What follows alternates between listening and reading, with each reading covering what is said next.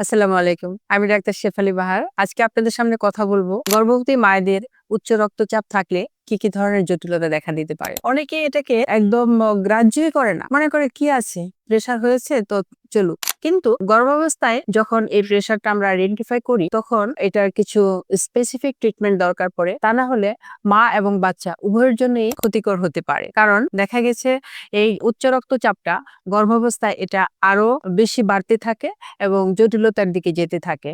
সেক্ষেত্রে মায়ের বেসিক যেমন কিছু সমস্যা হতে পারে, তার হার্ট, তার লিভার, তার কিডনি, তার ব্রেনে যেমন ক্ষতিকর কারণ হতে পারে এবং পরবর্তীতে গর্ভাবস্থা যখন প্রোগ্রেসের দিকে যেতে থাকে তখন দেখা গেছে তার প্রি একলামশিয়া, হাতে পায়ে পানি আসা, প্রস্রাবের সাথে অ্যালবুমিন যাওয়া এবং খিঁচুনির মতো ঝুঁকি পর্যন্ত হতে পারে। এতে মা এবং বাচ্চা দুইজনই ঝুঁকির মধ্যে থাকেন, প্রচন্ড রকম ঝুঁকির মধ্যে থাকেন।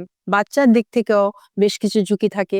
বাচ্চার ক্ষেত্রে দেখা গেছে যে তার কম ওজন থাকে, বাচ্চার যে পানির থলিটাতে থাকে সেই থলিতে পানির পরিমাণ কম থাকে, বাচ্চা অ্যাডভান্স অথবা ডেলিভারির পূর্ব সময়ে ডেলিভারি হয়ে যেতে পারে। এই ধরনের সমস্যাগুলো দেখা দেয়। বাচ্চার শ্বাসকষ্ট পর্যন্ত হতে পারে। এমনকি বাচ্চা বিভিন্ন রকমের শারীরিক এবং মানসিক প্রতিবন্ধকতা নিয়েও জন্ম নিতে পারে। কিন্তু সামান্য কিছু নিয়ম কানুন এবং চিকিৎসার মাধ্যমে এই সবগুলো জটিলতা থেকে আমরা মা এবং বাচ্চা উভয়কেই রক্ষা করতে পারি।